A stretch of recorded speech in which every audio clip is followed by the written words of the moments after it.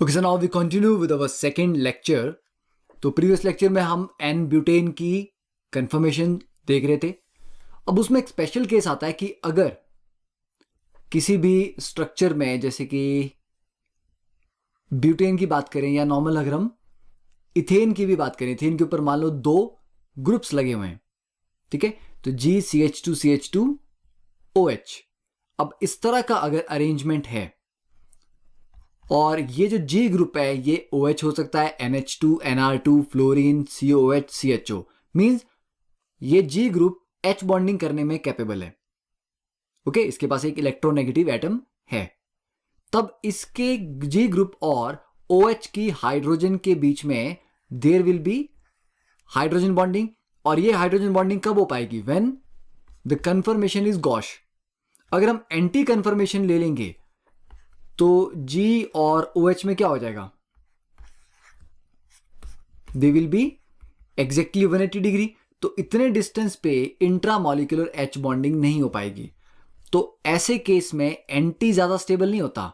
ऐसे केस में the gosh form is more stable then the anti form. तो ये हमेशा ध्यान रखना है कि कभी भी कंफर्मेशन दी है, always check for intramolecular H bonding की हो तो नहीं रही है. ओके, तो ये एक स्पेशल केस याद रखना है. Now note it down.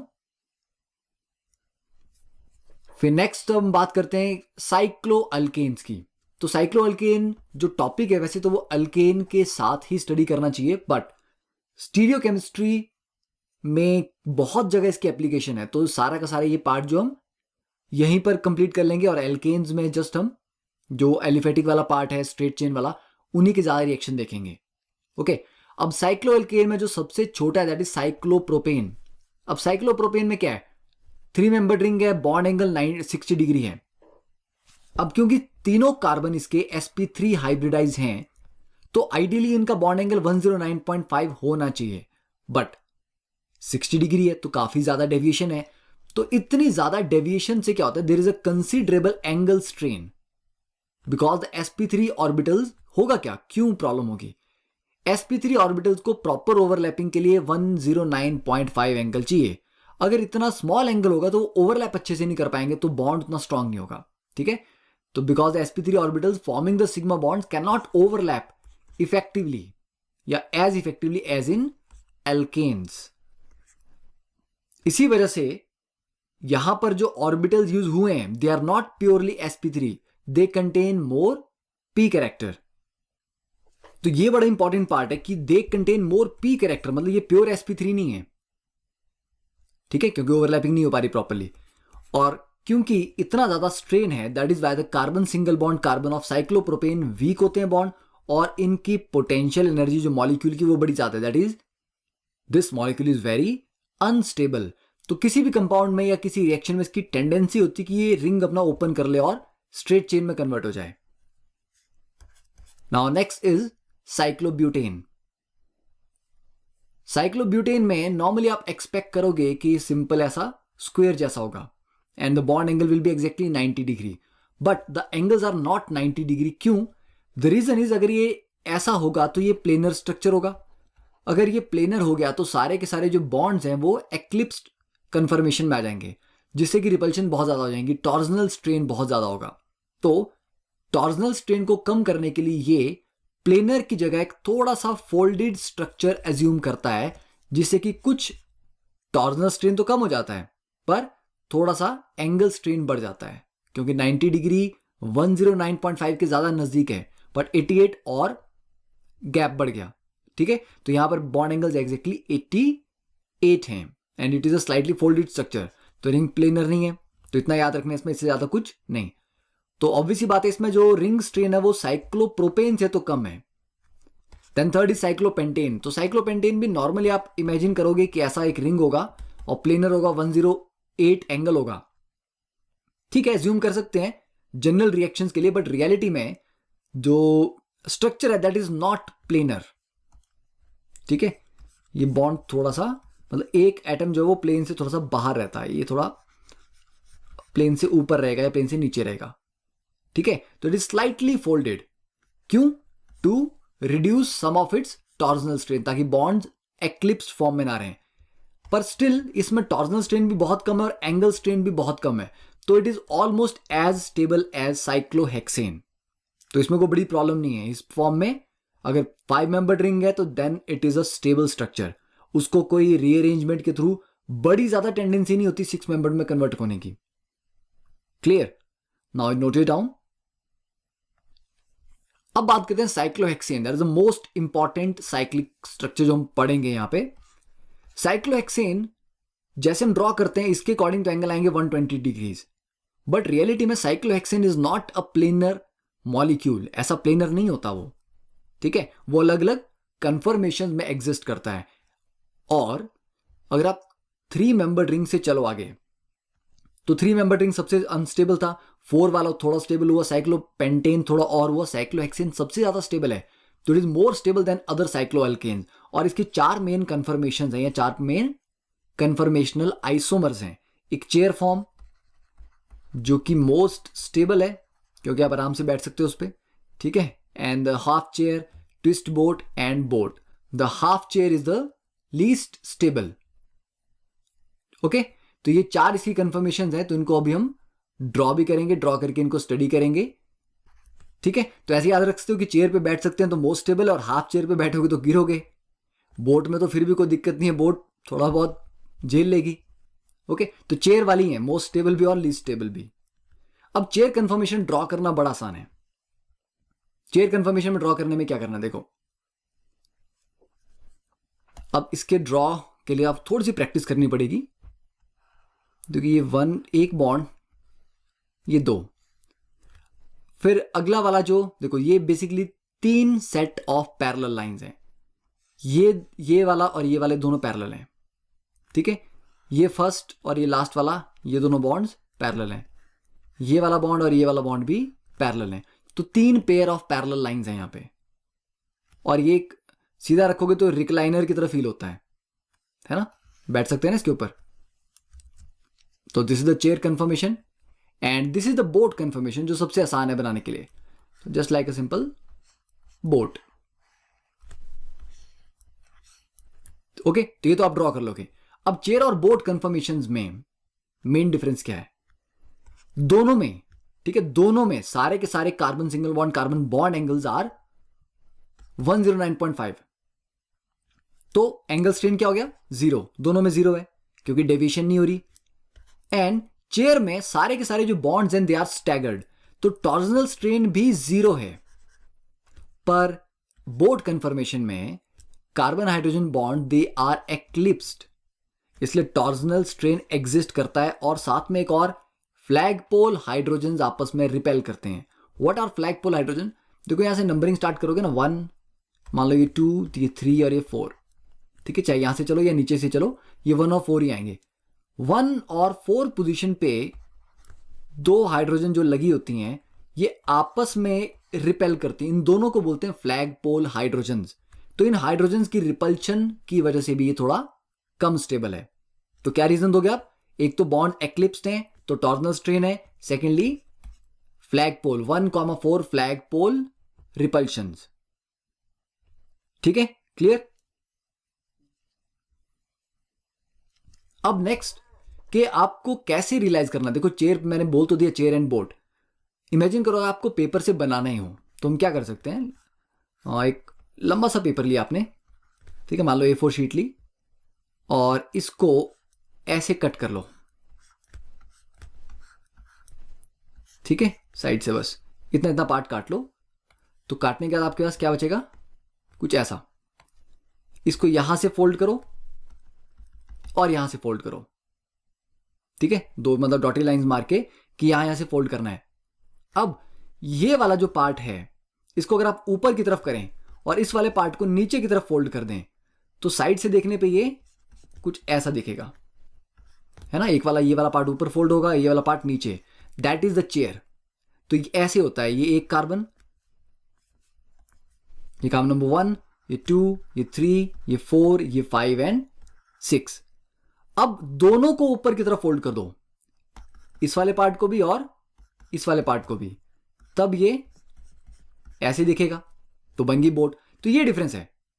तो इतना वाला पार्ट तो दोनों में कॉमन है, जो दूसरे वाली साइड है वो नीचे को रहेगी तो चेयर, ऊपर को आ जाएगी तो बोट। तो इस तरह से आप इसको ड्रॉ करके मतलब घर पे बना के पेपर पे रियलिटी में इसका 3D स्ट्रक्चर इमेजिन कर सकते हो कि किस तरह से है।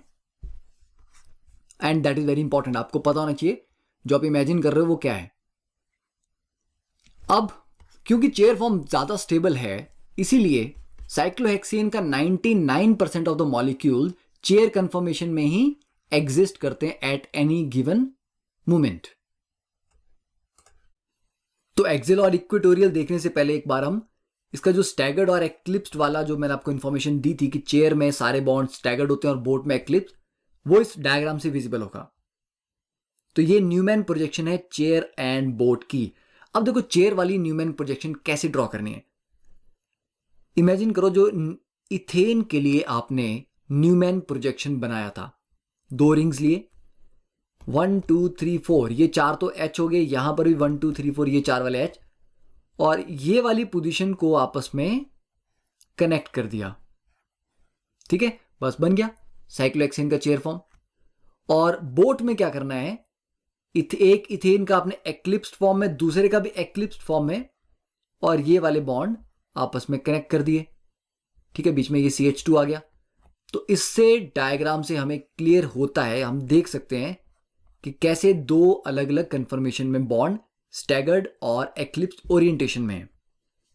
फिर नेक्स्ट बात करते हैं कि जो मैंने आपको बताया था कि डिफरेंट डिफरेंट कन्फर्मेशन है वो क्या है।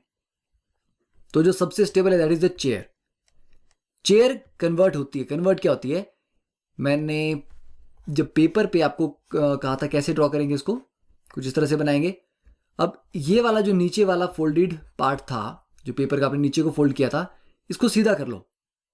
सीधा कर लोगे तो ये फिर हाफ चेयर बन जाएगी। हाफ चेयर सबसे अनस्टेबल है। फिर उसके बाद थोड़ा ट्विस्ट बॉन्ड्स को ऊपर नीचे करना होता है, फिर ट्विस्ट बोट आता है जो कि फिर भी स्टेबल है। फिर ट्विस्ट बोट से कन्वर्ट होता है बोट, बोट से फिर वापस ट्विस्ट बोट, फिर से हाफ चेयर, फिर से चेयर। तो मतलब चेयर की इस फॉर्म से, मतलब ये इस फॉर्म में रखा है, ये एक कंप्लीट रिंग फ्लिप हुआ। ठीक है, इसको बोलते हैं रिंग फ्लिपिंग। चेयर से फिर वापस आप चेयर में चले गए, तो उसके बीच में सारी की सारी कंफर्मेशन आ गई। तो स्टेबिलिटी ऑर्डर याद रहेगा, सबसे ज्यादा स्टेबल चेयर, चेयर के बाद आ जाएगा ट्विस्ट बोट, उसके बाद बोट, और सबसे अनस्टेबल हाफ चेयर। ओके, आपको ज्यादा स्ट्रक्चर याद करने की जरूरत नहीं, ट्विस्ट तो देखते पता लग जाएगा ट्विस्ट क्यों है। बोट और चेयर आपको पता है, हाफ चेयर बस थोड़ा सा याद कर लो कि इसको फ्लैट कर देना है। ठीक है, ऐसे क्लियर। तो फिर अब मूव करते हैं एक्सियल और इक्वेटोरियल पोजीशंस क्या होती हैं, उसकी क्या इंपॉर्टेंस है। तो एक्सियल, अब इमेजिन करते हैं ये एक हमारे पास रिंग है। ठीक है, रिंग सा ले लिया हमने। अब ये रिंग क्या है, इमेजिन करो एक स्फेयर था, स्फेयर से हमने उसके एक साइड में रिंग वाला पार्ट उसका ले लिया। अब अगर इसमें वर्टिकल लाइंस में ड्रॉ करूं किसी भी पॉइंट पे, वर्टिकल अप या वर्टिकल डाउन, फिर वर्टिकल डाउन, वर्टिकल अप, ये सारी पोजीशन होगी एक्सियल कि मतलब वर्टिकल है सारी सारी, या तो अप है या डाउन है। इक्वेटोरियल क्या हुआ, अब ये जो रिंग है, रिंग में बाहर की तरफ जो इक्वेटर, इसको आप इक्वेटर मान लो। अगर हम ये एक अर्थ का मॉडल लेते हैं यहां पे स्फेरिकल, तो ये वाला जो रिंग है ये बेसिकली अर्थ का इक्वेटर को रिप्रेजेंट करता। तो इक्वेटर से बाहर की तरफ को अगर इस तरह से मैं कुछ लगा दूं तो आप क्या बोलोगे, ये इक्वेटोरियल्स हैं सारे के सारे क्योंकि बाहर की तरफ निकले हुए हैं। ठीक है, ये इक्वेटोरियल पोजीशन होती है। तो इक्वेटोरियल एक रिंग सा अज्यूम करो, उससे जो बाहर की तरफ को बॉन्ड्स बनेंगे वो इक्वेटोरियल हैं, और जो वर्टिकल है वो एक्सियल हैं। तो एक्सियल बॉन्ड सारे के सारे परपेंडिकुलर होते हैं to the average plane of the ring, जबकि equatorial they extend out from the perimeter of the ring. कैसे, अब क्या करना आपने, ड्रॉ करने की इसकी प्रैक्टिस बहुत इंपॉर्टेंट है, एक्सियल और इक्वेटोरियल। तो ये आगे एक चेयर फॉर्म, हर एक कार्बन के ऊपर वर्टिकल। अब वर्टिकल कैसे लगाना है, अगर ऐसा पॉइंट है तो वर्टिकल अप, ऐसा वाला पॉइंट है तो वर्टिकल डाउन, मतलब जिस तरफ उसका पॉइंटेड है, नोक जिस तरफ है उस तरफ को लगाना। ये वाला जो पॉइंट है ये वर्टिकल अप लग रहा है तो ये अप किया, ये वाला जो पॉइंट है ये नीचे की तरफ बन रही है पॉइंटेड तो ये वर्टिकल डाउन, ये अप है तो इस पे वर्टिकल अप, इस पे डाउन, इस पे अप, इस पे डाउन। तो आप देखोगे कि अल्टरनेट पोजीशन पे अप और डाउन आ रहे हैं, तो ये सारी की सारी पोजीशन होगी एक्सियल पोजीशंस। ठीक है, अब इसी स्ट्रक्चर में एक्सियल हटा के हम इक्वेटोरियल लगाएंगे। इक्वेटोरियल में क्या करना है, जिस पॉइंट पे आप लगा रहे हो उससे अल्टरनेट बॉन्ड देखना, मतलब एक बॉन्ड छोड़ के अगली जो लाइन है, तो ये जो लाइन है इसके पैरेलल, ठीक है। फिर इस पोजीशन पे लगाना है तो एक बॉन्ड छोड़ दो, फिर ये वाला बॉन्ड देख लो इसके पैरेलल, ओके। ये वाला ले लो या ये वाला ले लो, बात बराबर है। फिर इस पोजीशन पे एक बॉन्ड छोड़ दिया और इसके पैरेलल। अब इसके पैरेलल आप ऐसे भी ड्रॉ कर सकते हो, आप ऐसे भी ड्रॉ कर सकते हो, ठीक है ना। आप बोलोगे सर ऐसे लगा दिया, नहीं ऐसे नहीं लगाना है। क्यों? क्योंकि वहां पर ऑलरेडी आप एक क्या लगा चुके हैं, वहां पे ऑलरेडी हम एक्सियल अप लगा चुके हैं। तो किसी भी पोजीशन पे दो बॉन्ड अप नहीं हो सकते, एक अप होगा तो एक डाउन होगा ही होगा। क्लियर? तो यहां पे अप वाला तो एक्सियल है तो ये पैरेलल तो लगेगा पर डाउन। यहां पे एक्सियल डाउन था तो इक्वेटोरियल अप, यहां पे एक्सियल अप था तो इक्वेटोरियल डाउन, यहां पे एक्सियल डाउन है तो इक्वेटोरियल अप। तो ये 6 पोजीशन आ गई इक्वेटोरियल।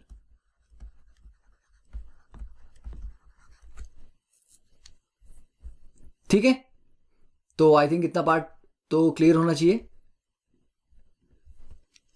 अब अगर दोनों को लगाना हो, दोनों पोजीशन एक्सियल भी और इक्वेटोरियल भी, तो देखो सेम स्ट्रक्चर लेते हैं। अब एक्सियल तो आपको लगाने आ गई, वर्टिकल लगाने जहां पॉइंटेड है। अब ये अप था तो इक्वेटोरियल डाउन, ठीक है। यहां पे ये up down up down up, तो ये हो गया हमारे पास टोटल 12 हाइड्रोजन, 6 एक्सियल और 6 इक्वेटोरियल। ठीक है, तो ये ड्रॉ करने आपको आ जानी चाहिए।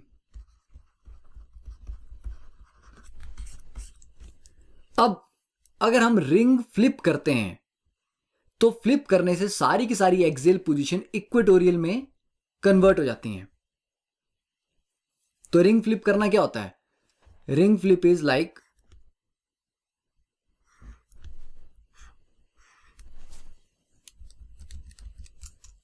यहां पे, चलो इसी स्ट्रक्चर को ले लेते हैं। तो ये बॉन्ड्स हटा दिए।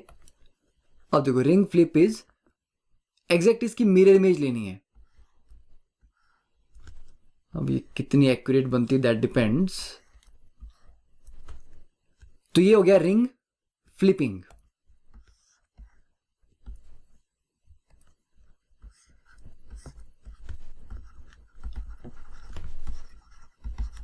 ठीक है, तो इस वाले लेफ्ट वाले में जो भी एक्सियल बॉन्ड थे, राइट में जाके फिर वो इक्वेटोरियल हो जाएंगे और इक्वेटोरियल सारे एक्सियल बन जाएंगे। तो फ्लिपिंग से सारे ये आपस में चेंज हो जाते हैं। पर जब सारे ही हाइड्रोजन है, सिर्फ साइक्लोहेक्सेन है, तो कोई फर्क नहीं पड़ता, ये भी उतना स्टेबल है जितना स्टेबल ये वाला है। अब स्टेबिलिटी का क्या रिलेशन है एक्सियल और इक्वेटोरियल, हम क्यों पढ़ रहे हैं? रीजन इज, जब एक्सियल पोजीशन देखते हो ना, जो आपको मैंने कहा था ये रिंग है, देखो रिंग के ऊपर जो वॉल्यूम है या एरिया है ये बड़ा लिमिटेड सा है, नीचे की तरफ जो एरिया बड़ा लिमिटेड सा है। तो अगर इस एरिया में, इस वर्टिकल वाले एरिया में या वॉल्यूम में कोई बॉन्ड बनेंगे तो वो बॉन्ड आपस में काफी नजदीक होंगे।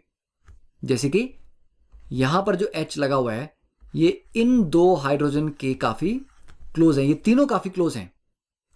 तो अगर इसको हम पोजीशन 1 दें तो ये 2, तो ये 3, या यहां से चलो तो ये वाला 2 और ये वाला 3, तो इसका मतलब 1 और 3 पोजीशन के बीच में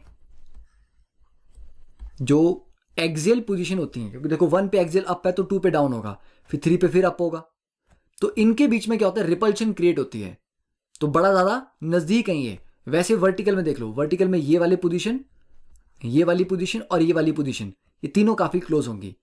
इक्वेटर में क्या फ़ायदा होता है, बॉन्ड सारे बाहर की तरफ हैं, तो बाहर की तरफ होने से उनके बीच में डिस्टेंस बढ़ जाता है, तो रिपल्शंस कम होती हैं।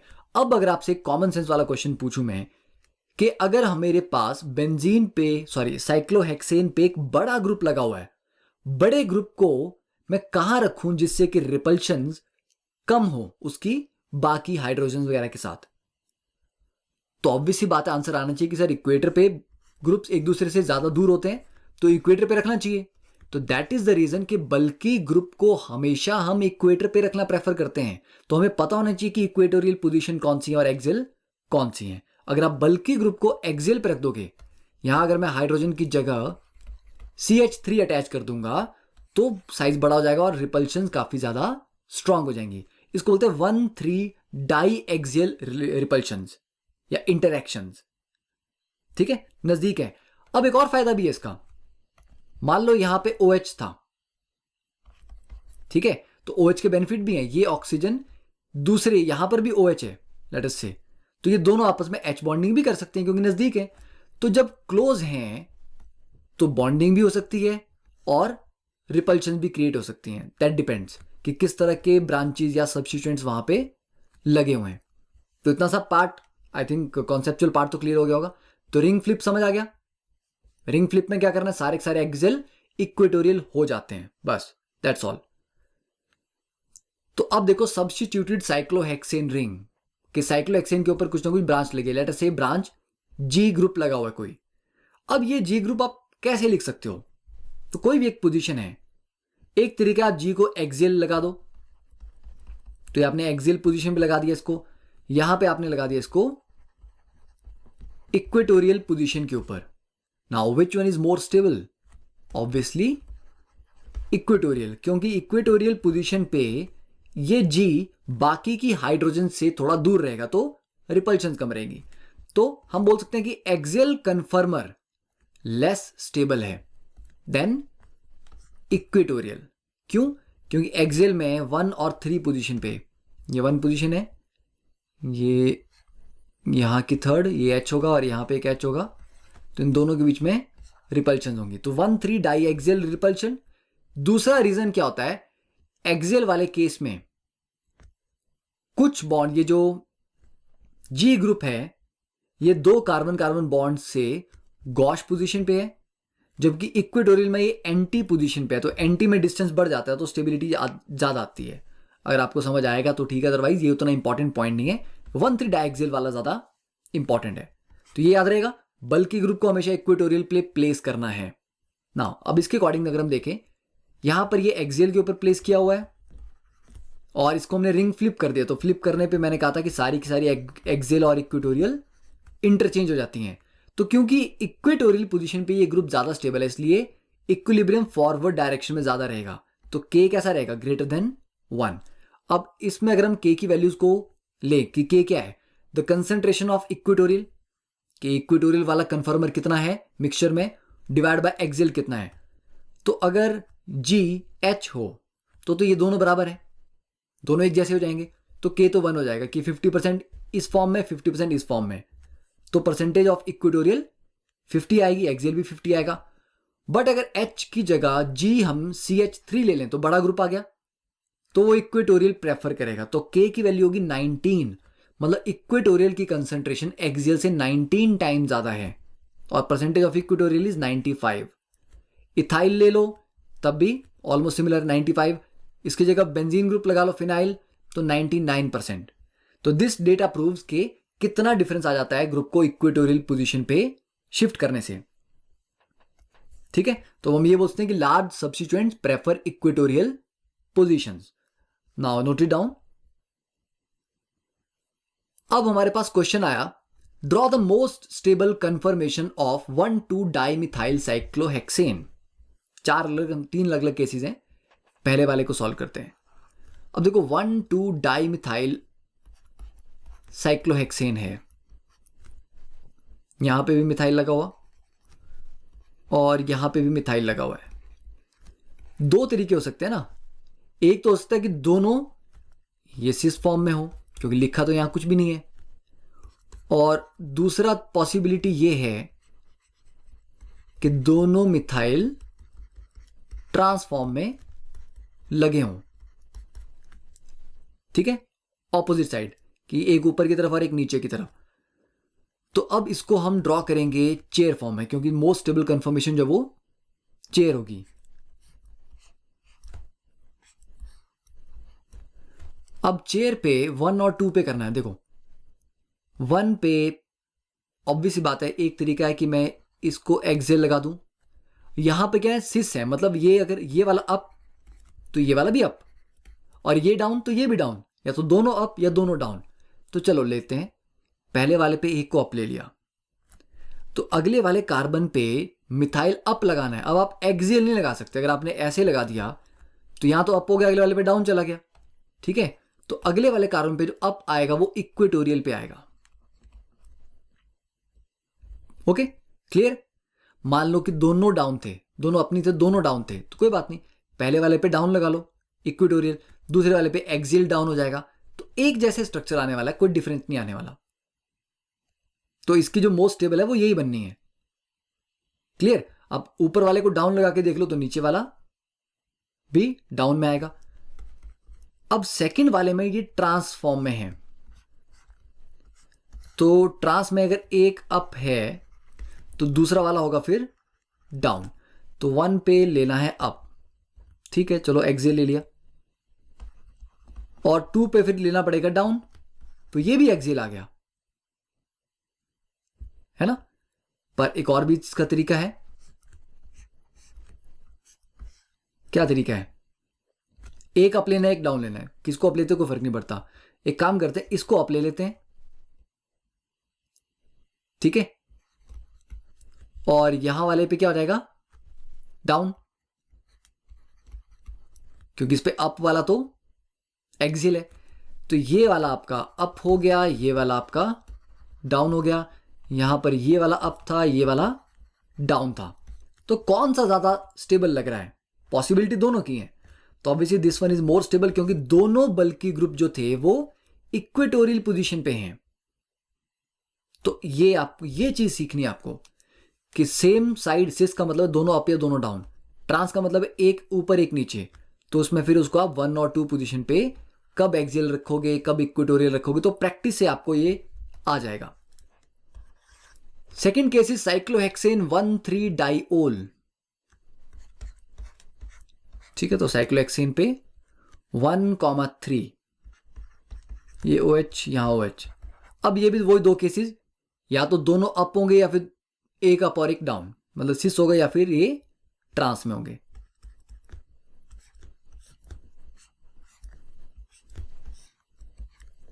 अब यहां पे 1 पोजीशन, चलो 1 पे हमने ये अप ले लिया, ठीक है, अभी ले लेते हैं ये सिस वाली फॉर्म में, तो 1 पे ये अप और 3 पे भी ये अप, 1 2 3, या यहां पे लगा लो 1 2 3।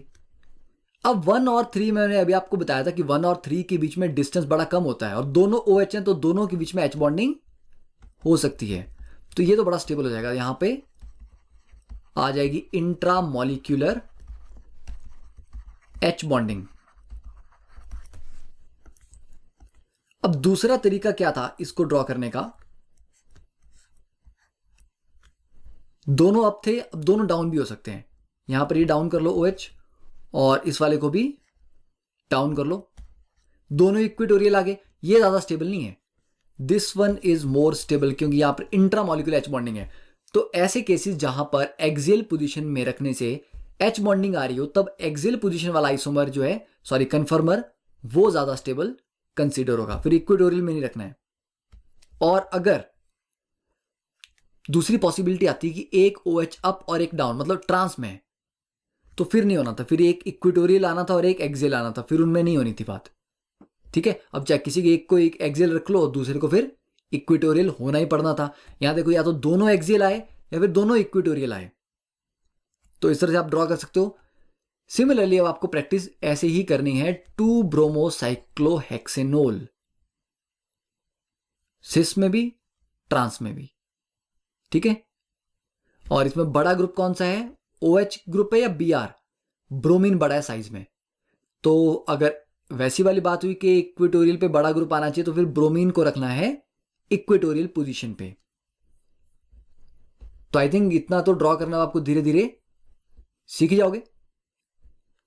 अब next is the question number 3, arrange the following compound in decreasing order of thermodynamic stability, A, B and C। देखो एक में ये एक्सियल है, दूसरा इक्वेटोरियल है, यहां पर दोनों ही इक्वेटोरियल हैं, यहां पे दोनों ही एक्सियल हैं।